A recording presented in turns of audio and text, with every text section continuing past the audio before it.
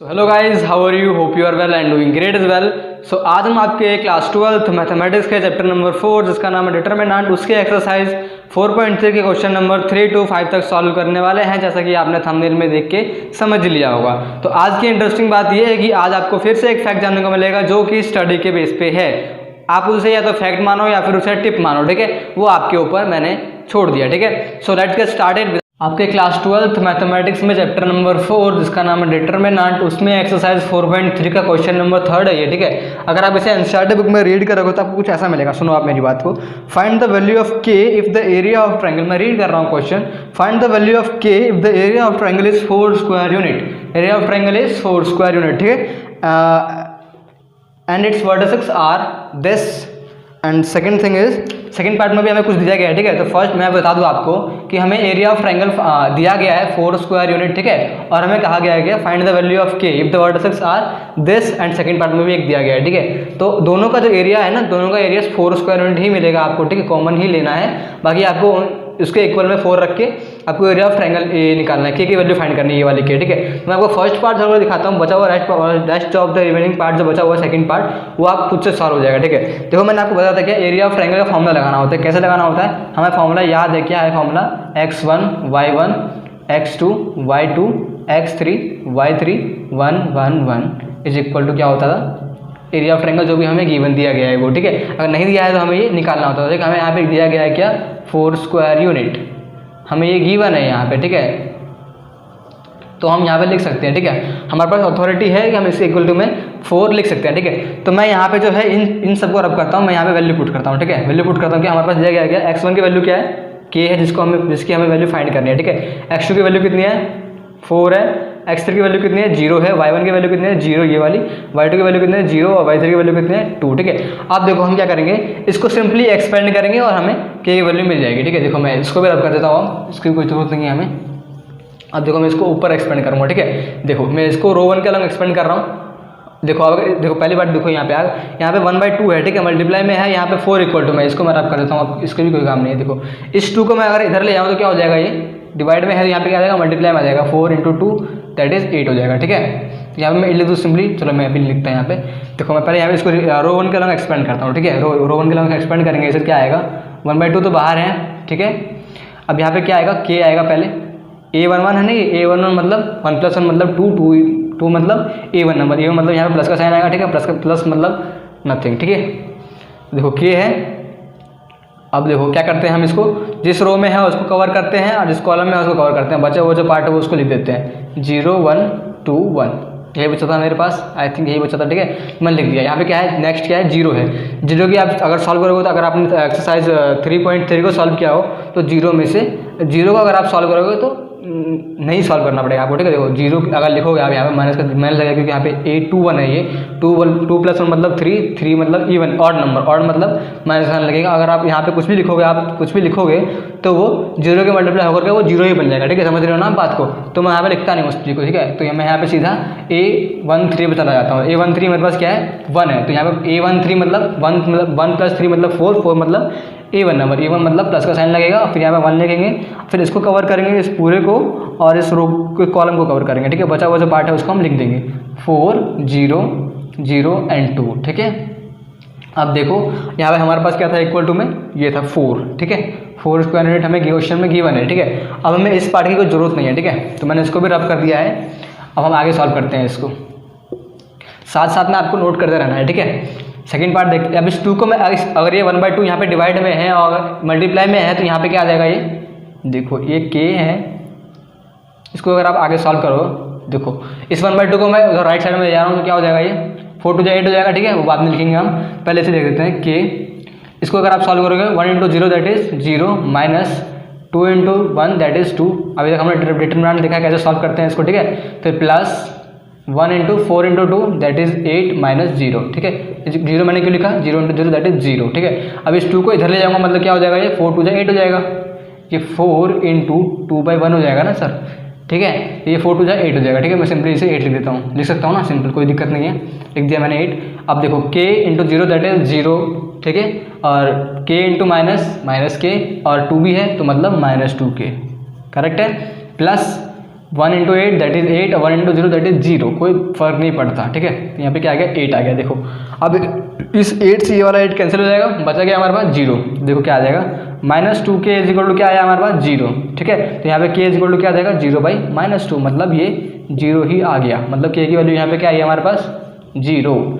ये हमारा आंसर है, ठीक है। सेकंड पार्ट आपको खुद सॉल्व करना है क्योंकि मैंने फर्स्ट पार्ट सॉल्व करा दिया है। सेकंड पार्ट इजीली आपसे सॉल्व हो जाएगा। देखते हैं क्वेश्चन नंबर 4 को। तो क्वेश्चन नंबर 4 है हमारे एक्सरसाइज 4.3 का। उसको अगर आप एनसीईआरटी बुक में रीड करोगे, मैंने सिंपल डेटा लिखा है यहाँ पे, ठीक है। इसको यहाँ पे देख के कंफ्यूज नहीं होना आपको। अगर आप इसे एनसीईआरटी बुक में रीड करोगे, पहले आप रीड करो, ठीक है। You must have to read from NCERT book, ठीक है। तो आपको रीड कर रहा हूँ मैं आपके सामने, आप सुनो, ठीक है।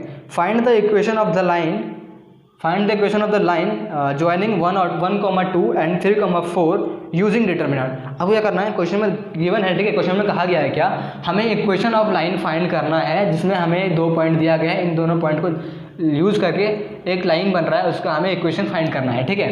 वो भी डिटर्मिनेंट को यूज़ करके, और कुछ नहीं। अगर आपने क्लास 11th में जो है, मैं रिलेट करना चाह रहा हूँ एक बार, आपने क्लास 11th में अगर स्ट्रेट लाइन पढ़ा हो, ठीक है, आपको ये याद होगा कि वहाँ पर आपने क्या देखा था, स्ट्रेट लाइन का फॉर्मूला क्या होता है, स्ट्रेट लाइन की इक्वेशन क्या होती है, सॉरी फॉर्मूला बोल रहा हूँ मैं। स्ट्रेट लाइन की इक्वेशन होती है y minus y1 is equal to m into x minus x1। अगर आपको याद हो, आपने क्लास 11th में आपको पढ़ा हो, तो ही आपको ये समझ में आएगा, अदरवाइज आपके सर के ऊपर से जाएगा, ठीक है। तो मुझे आप बता देना अगर आपको प्रॉब्लम हो रही हो, ठीक है, तो आप मुझे बता सकते हो, ठीक है। अगर आप पहले आप आगे देख लो, ठीक है, मैं बताता हूँ फिर आपको।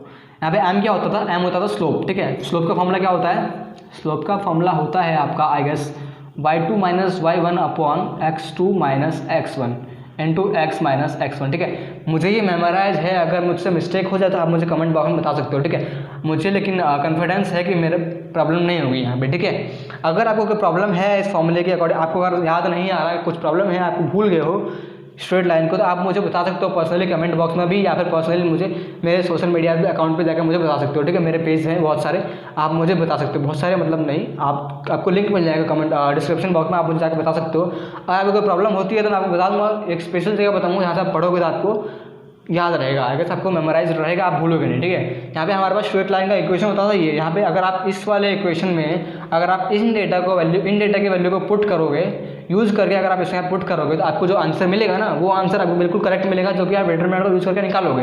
लेकिन आपको जो है इस वाले फॉर्मूले से आंसर को नहीं लाना है, क्योंकि हमें साथ साथ गिवन क्वेश्चन में कहा गया है क्या, by using find the equation of the line by using this point, these points, ठीक है। तो हमें इक्वेशन ऑफ लाइन फाइंड कैसे करना है, डिटरमिनेंट का यूज़ करके। तो हम उसे यूज़ करते हैं, कैसे यूज़ करेंगे उसको मैं पहले से रब कर देता हूँ। अब देखो इक्वेशन ऑफ लाइन कैसे फाइंड करेंगे हम, ठीक है। तो उसके लिए हमें क्या करना पड़ेगा, पहले आपको समझाने के लिए मुझे ग्राफ बनाना पड़ेगा। ग्राफ कैसे बनाएंगे, देखो ये क्या है, एक्स एक्सिस है, ये क्या है, वाई एक्सिस है, ठीक है। अब मेरे फर्स्ट डेटा क्या दिया गया है, x1 क्या है, 1 है, 1 समथिंग समवेयर यहाँ होगा, ठीक है। और 2 वाई एक्सिस पे कहाँ होगा, समवेयर मैंने मान लिया 2 यहाँ पर है, ठीक है। तो पॉइंट कहाँ मिला, 2 and 1, मतलब यहाँ मिला 1,2। अगर आप ग्राफ में बनाओ तो अच्छे से समझ में आएगा, मतलब मैं अपनी समझाने के लिए बना रहा हूँ, बनाने की जरूरत नहीं है, ठीक है। 1,2 आ गया। अब देखो सेकंड पॉइंट क्या है, 3,6। 3 कहाँ होगा एक्स एक्सिस पे, ये 1 यहाँ पे है, 2 यहाँ पे होगा, 3 समवेयर यहाँ पे होगा, 6 कहाँ पे होगा, 2 यहाँ पे, 3 यहाँ पे, 4 यहाँ पे। मैंने यहाँ पे लेट कर लिया 6 यहाँ पर है, ठीक है। 6 यहाँ है, तो हमारा सेकंड पॉइंट का एक पॉइंट कहाँ बना, 3 and 6, ये रहा 3 and 6। तो ये लाइन कैसे जा रही है, ये लाइन ये ऐसे जा रही है, ठीक है। मुझे नहीं पता ये एक्सेस से जा रही है, ये एक्सेस से जा रही है, कहाँ से जा रही है मुझे नहीं पता, ठीक है। तो मैंने इस लाइन को ऐसे बनाया, ठीक है। तो अब क्या करना है, इस क्वेश्चन को सॉल्व करने के लिए आपको इक्वेशन ऑफ लाइन फाइंड करने के लिए क्या करना पड़ेगा, आपको यहाँ पे एक पॉइंट लेट कर लेना है x, y का नाम से, ठीक है। एक पॉइंट मान लेना है जिसका कोऑर्डिनेट क्या है, x और y, ठीक है। अभी सिंपली कुछ नहीं करना है, ये देखो आपको साफ दिख रहा है कि ये तीनों पॉइंट जो है एक लाइन पे है, मतलब कोलिनियर है। कोलिनियर मतलब एरिया ऑफ ट्रायंगल क्या मिलेगा आपको, 0 मिलेगा। क्वेश्चन नंबर सेकंड में हमने सॉल्व किया था, ठीक है। तो वहाँ से अगर आप रिलेट कर पा रहे हो तो इसको फॉर्मूले का हम यूज़ करके क्या करेंगे, इक्वल टू में एरिया ऑफ ट्रायंगल 0 मानेंगे। देखो मैं कर रहा हूँ, area of triangle is equal to क्या है, 0, ठीक है। अब हमें एरिया ऑफ ट्रायंगल का फॉर्मूला लगाना है, सिंपल कुछ नहीं करना है। फॉर्मूला क्या है, x1 y1 x1 y1 x2 y2, मतलब x और y दिया मैंने माना था, ठीक है। x2 y2 क्या है, x और y, ठीक है। इस ऑर्डर में लेके चलना है आपको, कहीं आप उल्टा सीधा कर दो, ठीक है, तो प्रॉब्लम हो जाएगी। 1 1 1 इज इक्वल टू क्या है हमारे पास, 0। मैंने बस फॉर्मूले में वैल्यू पुट किया है और कुछ नहीं करूँगा, मैं सिर्फ सॉल्व करूँगा, ठीक है। 1/2 वन को बाहर निकाला क्या आएगा, इसको कवर किया, इसको कवर किया, मैं सिंपल सॉल्व करता जा रहा हूँ इसको, ठीक है, आपको समझ में आ जाएगा। -2 मैंने इसको कवर किया, इसको कवर किया, हमारे पास क्या आया x3 1 1, फिर +1, इसको कवर किया, इसको कवर किया, बचा गया हमारे पास x y 3 and 6, ठीक है। इसको मैंने पूरा ब्रैकेट ऑफ कर दिया। अब देखो मैं इस अपर पार्ट को रब कर देता हूँ। इन डेटा का मुझे अब कोई ज़रूरत नहीं है, आएगा साथ को भी नहीं होगा, अगर होगा तो आप बुक से नोट कर सकते हो, ठीक है। इसे हम आगे फर्दर सॉल्व करते हैं। मेरे पास एरिया क्या था, 0 था, ठीक है। इसे ऊपर सॉल्व करता हूँ मैं, देखो 1/2 यहीं पे 1/2 का आप राइट साइड में ले जाओगे तो क्या आएगा, 1/2 × 0 दैट इज 0 हो जाएगा। इससे आप आगे सॉल्व करेंगे क्या आएगा, y × y1 मतलब y -6, ठीक है, -2 × x × 1 that is x - 3 × y minus का 3y इज इक्वल टू क्या है, हमारे पास 0 है पहले से, ठीक है। इसको आगे सॉल्व करते हैं। y - 1 -2 × x that is -2x यहाँ पे -6 है, सॉरी, ठीक है, 6 है ये, यहाँ पे भी 6 आएगा, ठीक है। -2x minus plus 3 × 2 that is 6 plus 6x minus 3y is equal to क्या है, हमारे पास 0 है। अब देखो हमारी जो डेटा कैंसिल हो रहा है उसे कैंसिल कर देते हैं, -6x plus 6x cancel out हो गया, 6 है। आप देखो सॉल्व करते हैं, y -3y मतलब माइनस का 2y, अब 2x है, माइनस का 2x है, प्लस का 4x है, 6x है, मतलब क्या आएगा यहाँ पे प्लस का 4x इज इक्वल टू कितना आएगा 0, 9x नहीं है 4x है, करेक्ट, ठीक है। अब देखो यहाँ पे इससे आप कैसे लिख सकते हो, 2 को y को उधर भेजो, यहाँ पे आपको डेटा आ गया क्या, 2 कॉमन निकालो, ठीक है। पहले तो यहाँ पे -y plus 2x is equal to क्या है हमारे पास 0, डेटा क्या आया है 2x minus y is equal to क्या आ जाएगा हमारे पास 0 आ जाएगा, ठीक है। ये कैसे आया, मैं इसको रब कर देता हूँ, आप कंफ्यूज हो गए, ठीक है। कैसे आया ये, मैंने 2 को बाहर निकाला, बचा क्या मेरे पास -y प्लस 2x, कुछ समझ गया होंगे, ठीक है। अगर आप कुछ नहीं समझे तो यहाँ पे देख सकते हो, मैंने 2 को बाहर निकाला, यहाँ क्या बचा माइनस का y बचा प्लस का 2x बच गया, इसको 0 है। इस 2 को मैं उधर ले जाऊँगा तो क्या आ जाएगा 2 × 0 दैट इज 0, ठीक है।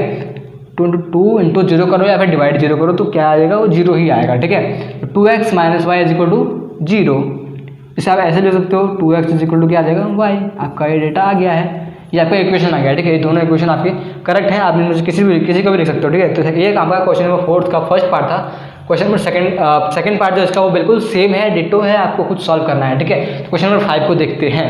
नंबर 5 है हमारा, इसे अगर आप एनसीईआरटी बुक में रीड करोगे तो कुछ ऐसा मिलेगा, if the area of triangle is 35 square unit, मतलब आपको एरिया ऑफ ट्राइंगल दिया गया है, एरिया ऑफ ट्राइंगल क्या दिया गया है 35 स्क्वायर यूनिट्स, ठीक है। आपको एरिया ऑफ ट्राइंगल दिया है 35 square units with the vertices are 2, -6, 5, 4 and k, 4, then k is equal to what, आपको फर्स्ट ऑप्शन में दे रखा है 12, सेकंड ऑप्शन में दे रखा है -2, सी में दे रखा है क्या -12 एंड -2, और D is equal to 12 and -2। देखो आप इसे, आपने क्वेश्चन नंबर 3 को जस्ट अभी सॉल्व किया है क्या, अब उसमें हमें एरिया ऑफ ट्रायंगल 4 दिया गया था, ठीक है। हमें बस 3 वर्टिसेस दे रखा था, हमें उससे के वैल्यू फाइंड करनी थी। मैंने आपको बोला था थर्ड के सेकंड पार्ट को खुद सॉल्व करोगे, बिल्कुल थर्ड क्वेश्चन के बिल्कुल सिमिलर क्वेश्चन है, ठीक है। आपको डेटा बस अलग है, इसमें आप खुद सॉल्व कर सकते हो, इसको मुझे कुछ करने की जरूरत नहीं है, ठीक है। आप आंसर मैच कर सकते हो अपने पीछे से, अगर आपको कॉन्फिडेंस नहीं है तो, अगर कॉन्फिडेंट है तो आप खुद इसे चेक कर सकते हो, सॉल्व कर सकते हो, ठीक है। तो चलते हैं अपने फैक्ट की तरफ। सो हेलो गाइस, तो वक्त होता है अब हमारे फैक्ट या टिप का। तो मैं आपको ये बताना चाहता हूँ कि आज जिस टॉपिक पे मैं आपको फैक्ट या टिप बताने वाला हूँ वो टॉपिक मुझे मेरे एक ऑडियंस ने सजेस्ट किया है। तो अगर आपको ऐसा लगता है कि यार इस टॉपिक पे भी एक ना एक फैक्ट तो बनता है, तो मुझे आप वो टॉपिक, अपना इंटरेस्टिंग टॉपिक मुझे सजेस्ट कर सकते हैं। मुझसे कॉन्टैक्ट करने के सारे लिंक आपको इस वीडियो के डिस्क्रिप्शन पार्ट में मिल जाएगा। तो मुझे मेरे ऑडियंस ने बताया था कि आप स्टडी के लिए कोई टिप बताओ, ठीक है। तो मैंने उसको टिप बताने के लिए एक क्वेश्चन लिया है। क्वेश्चन ये है कि हम इफेक्टिव स्टडी और इफेक्टिव स्टडी को इंटरेस्ट के साथ कैसे कर सकते हैं।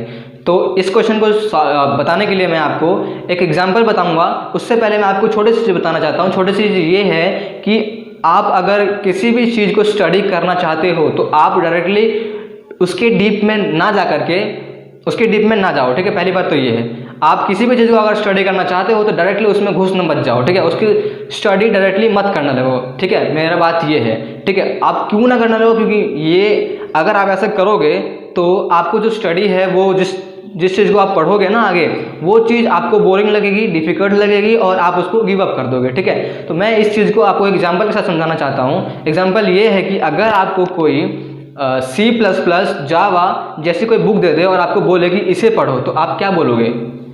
आई थिंक आप यही बोलोगे कि यार ये क्या बकवास है, क्या दे दिया तूने मुझे, ये तो बहुत हार्ड है, डिफिकल्ट है, ठीक है। और वहीं दूसरी तरफ मैं अगर आपको ये बताऊं कि जो पबजी और पबजी मोबाइल गेम जो आप खेलते हो मोबाइल में या फिर कहीं भी, वो जो गेम है वो इन्हीं 3 कंप्यूटर लैंग्वेजेस से मिलकर बना है, जो कि पाइथन है, जावा है और C++ है। तो आप उसे उसी इफेक्ट के साथ पढ़ोगे जिस इफेक्टिव तरीके से आप उस गेम को खेलते हो।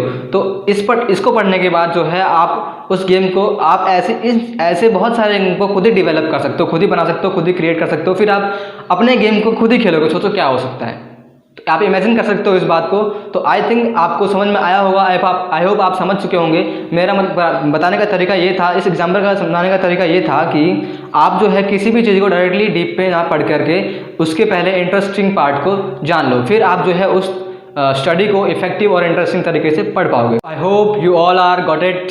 सो take care guys, bye bye, stay cool, stay safe, be with you every time.